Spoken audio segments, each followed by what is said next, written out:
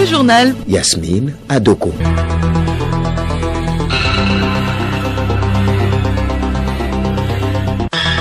Madame, Monsieur, bonjour. Bonne célébration de l'Ascension à toutes et à tous à travers le pays dans la fraîcheur consécutive à la pluie qui a arrosé presque tous les coins du Togo. D'abord, les titres de ce journal. Jeudi 18 mai 2023, c'est la fête de l'Ascension, jour férié pour permettre aux fidèles chrétiens de célébrer la montée de Jésus-Christ au ciel. Le sens de cette fête dans un instant. Nous sommes dans la semaine mondiale des Nations Unies pour la sécurité routière, une semaine instituée pour des actions visant à réduire le nombre des accidents sur nos routes.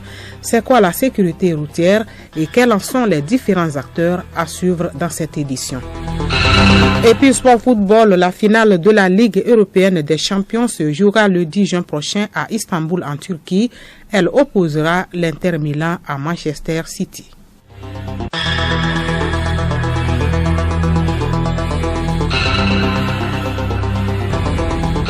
radiolomé.tg.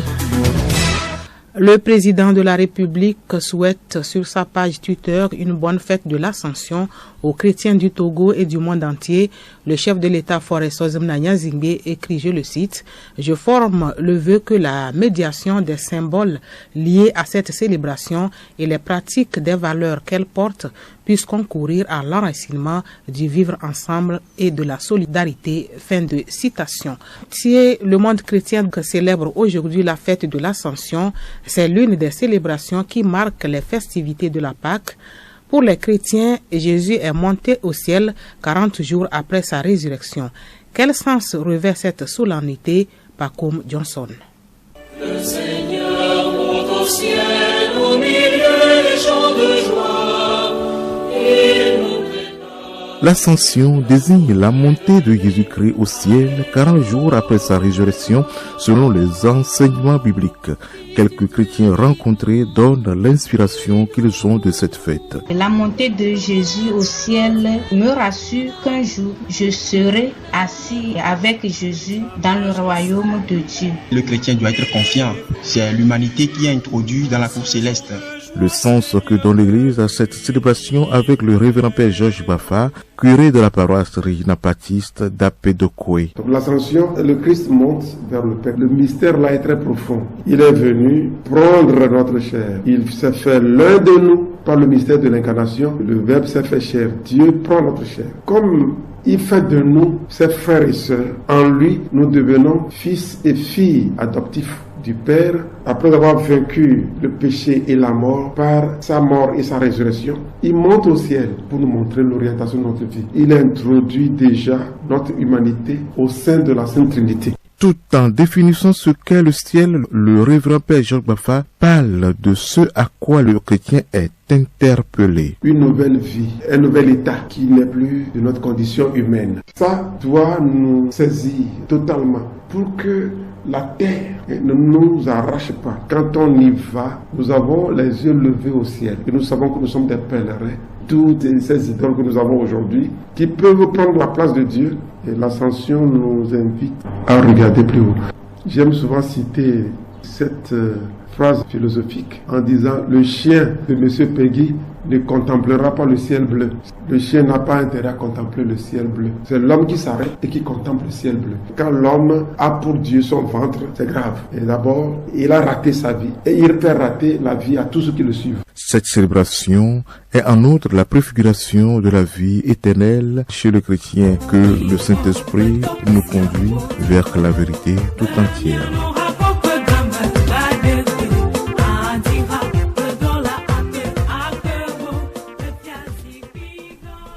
Solennité de l'Ascension donc, ou fête de la montée de Jésus-Christ au ciel. Les chrétiens catholiques étaient ce matin à la célébration eucharistique pour rendre grâce à Dieu. Pacoum Johnson était à la paroisse christoise de Kojo-Yakope. Voici son reportage. Les fidèles n'ont pas manqué le rendez-vous. Malgré la grande pluie, ils l'ont bravé. Ils étaient là pour chanter leur louange.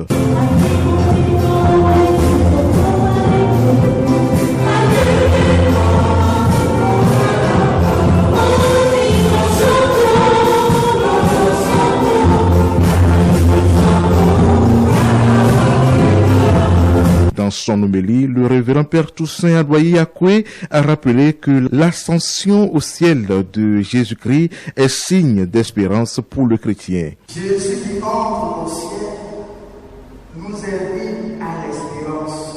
Parce que justement, la montée du Seigneur et l'entrée de Jésus dans le mystère de la Trinité est un signe d'espérance pour nous. Nous avons et nous montre ainsi la finalité de notre vie ici-bas. Ce que nous sommes appelés à devenir, nous le lisons dans les textes, dans les Écritures. Soyez saints comme votre Père est saint. Soyez parfaits comme votre Père est parfait. Nous sommes en train, nous cultivons la perfection. Si nous nous tendons vers la perfection, alors la finalité de l'homme, c'est que l'homme devient Dieu. Cette fois a déjà dit, vous êtes Dieu. Puis, dans une prière unanime, les fidèles ont élevé leur voix vers le Tout-Puissant. Pour tous les pays de la terre et pour ceux qui les gouvernent, afin que Dieu notre Seigneur dirige les esprits et les cœurs au service de la paix. Ensemble, prions le Seigneur.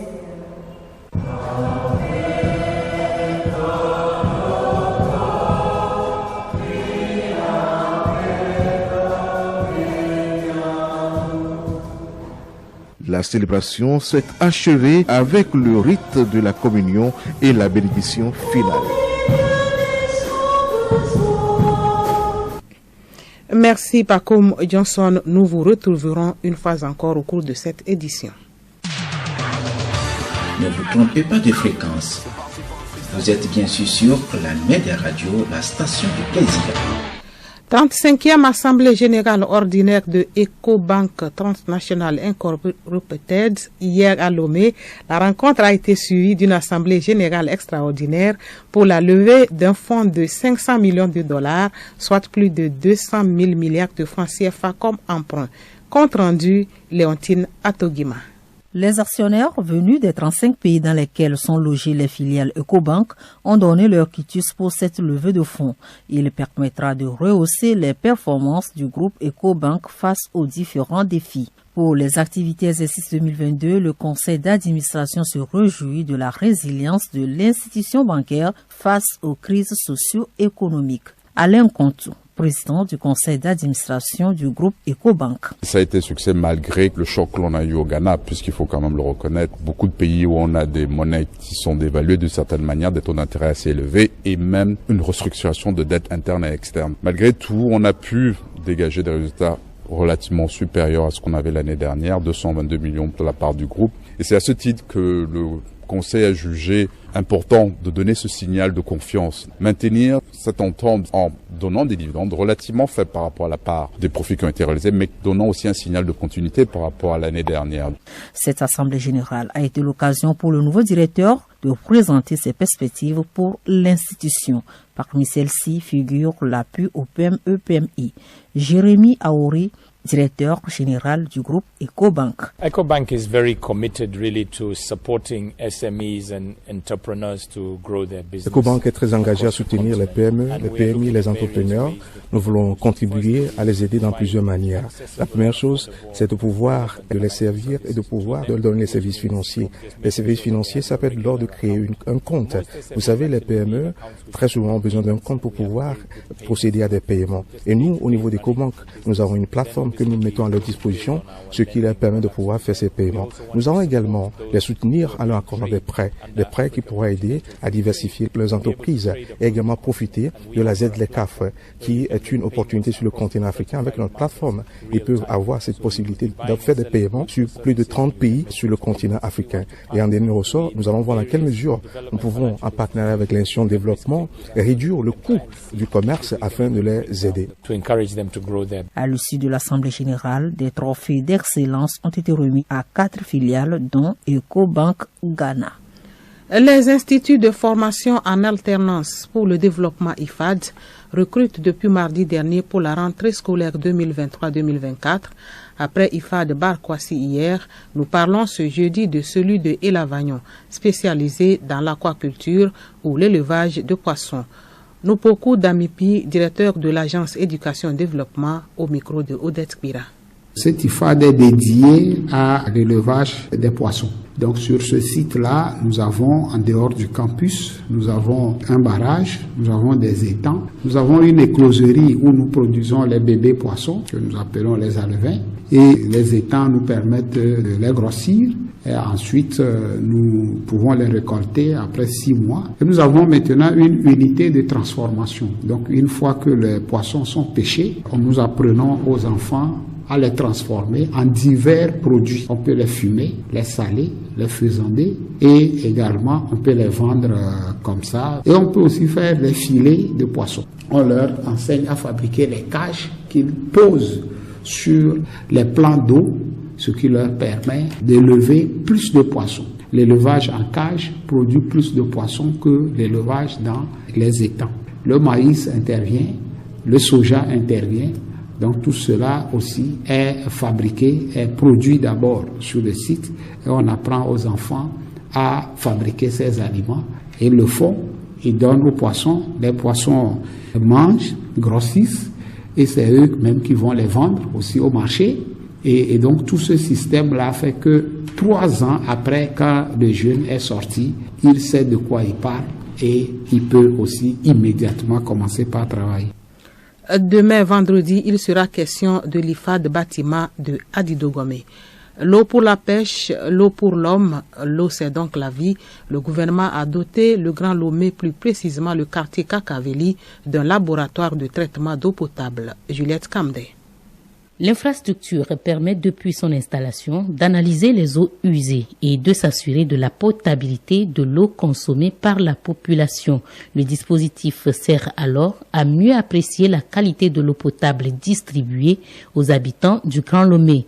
Mis en service depuis avril dernier, le laboratoire endosse la responsabilité de renforcer le dispositif d'analyse d'eau du Grand Lomé. Il s'inscrit dans le cadre de la phase 2 du projet d'amélioration de l'alimentation en eau potable de la ville de Lomé, AEP Lomé, financé à 2 milliards de francs.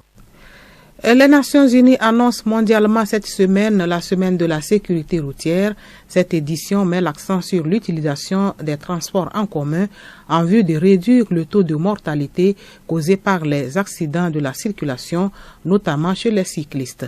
Qu'est-ce que la sécurité routière et qui sont les acteurs impliqués? Nous retrouvons Pacom Johnson. Les accidents de la route sont l'une des principales causes de décès et d'invalidité dans le monde. Ils font 1,3 million de morts et pas moins de 50 millions de blessés chaque année. Clovis Niaoui, président de la prévention routière togolaise, nous dit ce qu'est la sécurité routière. La sécurité routière, c'est l'ensemble des mesures mises en place par les acteurs de la sécurité routière, c'est-à-dire les stratégies, le plan, les sensibilisations, les conférences, les colloques, tout ce qu'un acteur de sécurité routière peut faire vis-à-vis des usagers de la route afin de faire réduire les accidents de la circulation, afin que les usagers de la route puissent respecter le code de la route, puissent respecter les règles de la circulation, afin de circuler en toute sécurité, d'aller et revenir et d'éviter des accidents de la circulation. Il revient sur les acteurs qui sont impliqués dans la sécurité routière. La sécurité routière n'est pas l'affaire d'une seule personne. Les acteurs directement impliqués, c'est le gouvernement, sous-entend le Premier ministre, le ministre de la Sécurité, le ministre des Transports, le ministre de la Justice, le ministre de la Fonction publique, le ministre de l'Éducation, le ministre de l'Administration territoriale. Il y a également la société civile, les journalistes. Nous avons également dans le secteur privé aussi, tous ceux-là sont des acteurs de la sécurité routière. Ceux-là doivent en leur sein avoir au moins une journée de sensibilisation, ne serait-ce que chaque mois, leur personnel, de sensibiliser les usagers de la route afin que les accidents puissent diminuer un peu. La sécurité doit être au cœur des efforts entrepris pour réinventer la façon dont nous nous déplaçons. La journée de la famille est célébrée lundi dernier. Plusieurs dossiers nous édifient sur la famille. Aujourd'hui, il est question des différentes formes de famille. Charlotte Ahar. Toutes ces différentes formes de famille sont regroupées en fonction de plusieurs critères. Dr Adaba Kofi Amessou, sociologue chercheur au centre CROP. Si nous partons de ce critère de l'union du couple, on a ce qu'on appelle la polygamie, la monogamie. Donc la monogamie d'abord, puis est plus simple. Maintenant, pour la polygamie, il y a la polyandrie et puis la polygynie. La polyandrie, ça c'est une femme qui marie plusieurs hommes. Ça existe et ça c'est très rare. Maintenant, si nous prenons la polygynie, ça c'est un homme qui épouse plusieurs femmes. Et si je dis il y a plusieurs formes, on a ce qu'on peut appeler la famille conjugale, il y a la famille contrat, la famille étendue, famille institution, famille monoparentale, famille multiparentale, famille nucléaire, famille recomposée, famille souche, etc. Il y en a encore d'autres formes. Comment comprendre la composition de ces familles? Nous retrouvons Dr Adaba Kofi. Il y a une famille de type patriarcal où l'homme est pourvoyeur de toutes les ressources des membres de la famille. La famille de type conjugal également où les femmes ou bien la femme travaille à titre complémentaire même si elle reste assujettie aux travaux ménagers. Et peut parler également de la famille de type associative où l'homme et la femme ou bien les femmes contribuent presque à égalité aux besoins du ménage. Également, la famille étendue, en fait, regroupe plusieurs générations, que ce soit les enfants, les parents, les descendants, même les collatéraux, sous un même toit. Et il y a aussi la famille restreinte, famille conjugale, qui ne comprend que les parents et leurs enfants non mariés. On parle également des fois de la famille nucléaire. Et quand on parle également d'une situation où un adulte, le plus souvent la femme, sans conjoint ni cohabitant, vit avec au moins un enfant à charge, lui-même non marié et sans enfant. Donc ça c'est la famille monoparentale. Il y a également la famille recomposée, donc ce qu'on a ou bien la famille reconstituée. C'est des familles qui comprennent un parent, les enfants qu'il a eu par exemple d'une précédente union et un nouveau conjoint avec qui il est remarié ou cohabite. Toutes ces formes de famille ne sont pas sans conséquences sur l'évolution sociale de l'enfant, que chaque acteur joue donc sa partition pour le bien-être de l'enfant. Merci Charlotte. La famille est généralement constituée des parents et de leurs enfants. Les conjoints se marient pour la vie, mais certaines situations peuvent les amener ou les contraindre à la séparation, d'où le divorce chez les conjoints légalement mariés. Que peut-on comprendre par divorce? Geneviève Pognon a tendu son micro au juge chargé des affaires matrimoniales au tribunal de première instance de Lomé, Meonaovo Bassa. Le mariage, c'est un contrat, c'est-à-dire la rencontre de deux volontés. Devant le maire, les deux futurs époux ont dit chacun oui. Mais lorsque cette volonté de vivre ensemble n'existe plus, pour une raison ou une autre, c'est normal que les gens puissent demander à recouvrer leur liberté. La loi, c'est un contrat à la base duquel se trouve la volonté partagée de vivre ensemble. Lorsque cette volonté n'est plus partagée et que l'un des partenaires veut partir, le législateur met des obstacles, des séries d'obstacles pour que le divorce ne soit pas décidé sur un coup de tête. Mais si le postulat persiste, il va finir par obtenir son divorce. Dans nos différentes familles, les documents comme les pièces de naissance, les diplômes sont précieux et nécessitent d'être protégés contre les intempéries. Certains choisissent de les plastifier afin de les maintenir toujours en état propre. Pourquoi ce choix? Suivant ce micro-trottoir de Sika Lor Ngani. Juste pour protéger les documents, souvent pour ne pas que ça se froisse. La plastification des documents, c'est une très bonne chose parce que ça protège les documents contre les déchirures et l'eau. La plastification, c'est une bonne chose parce que ça permet que les documents ne se gâtent pas vite. Pour plastifier les documents, juste c'est pour les protéger, de les sauvegarder, pour que ça ne se gâte plus. Je faisais ça avant, mais à un moment avec la sortie des chemises en plastique, donc j'arrive plus à plastifier. C'est le même objectif, protéger contre les intempéries. Maintenant, comme ceci aussi c'est en plastique, ce n'est plus la peine maintenant d'aller faire la plastification. Je les fais plastifier dans le but de les protéger. Bon, surtout les extraits de naissance, les documents, je les protège au cas où on ne sait jamais. Magazine agricole, les cultures de rente, notamment le soja et l'anacarde, occupent de grandes superficies devant les cultures vivrières que sont, entre autres, le maïs, le mil et le sorgho. Pourquoi les producteurs se tournent de plus en plus vers ces cultures de rente? Quelles sont les difficultés rencontrées par certains producteurs? Odette Pira. L'anacarde est une culture qui crée de la richesse. C'est également une culture agroécologique, dirait Alassane Richard, directeur Kajia Espoir basé à Tchamba. L'anacarde est une culture de rente qui peut permettre de créer de la richesse pour l'économie de notre pays, le Togo, qui de par sa situation géographique possède, surtout dans la moitié nord de son territoire, les réalités agroécologiques propices à sa culture.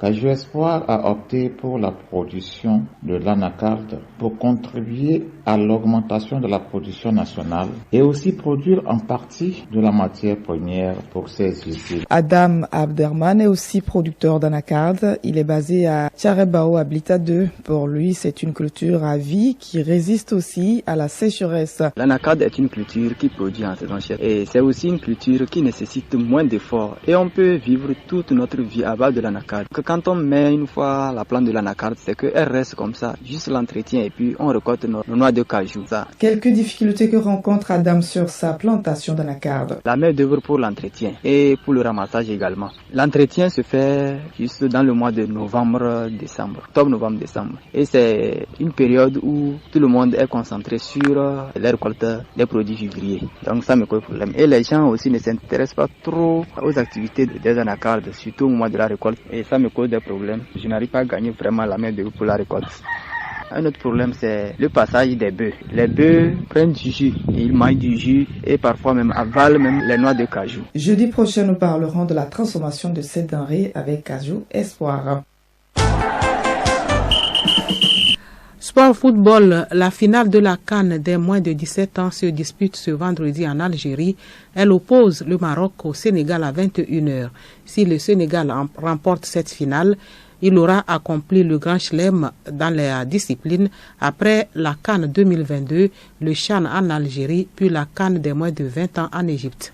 Le reste de la page des sports avec Solim Lemou qui nous parle de la D1 Lonato, de la D2 nationale et de la Ligue européenne des champions. Dernière demi-finale de la Ligue européenne des champions disputée hier, Manchester City d'Angleterre a étrié le Real Madrid d'Espagne sur le score de 4-0.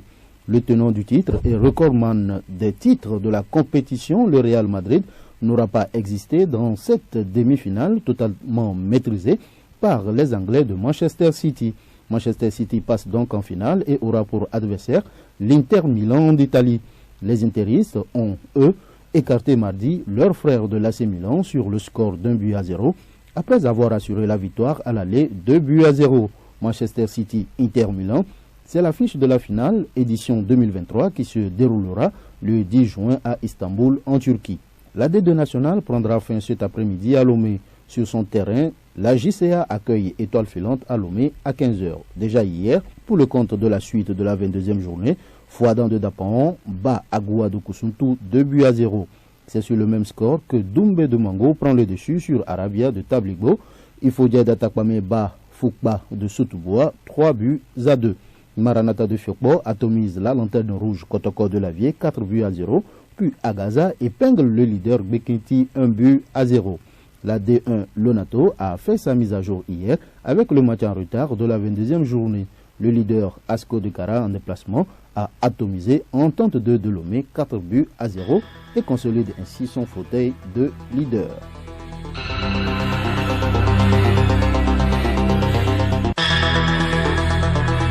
Madame, Monsieur, c'est la fin de ce journal. Merci de l'avoir suivi. Bonne fête de l'Ascension à la communauté chrétienne.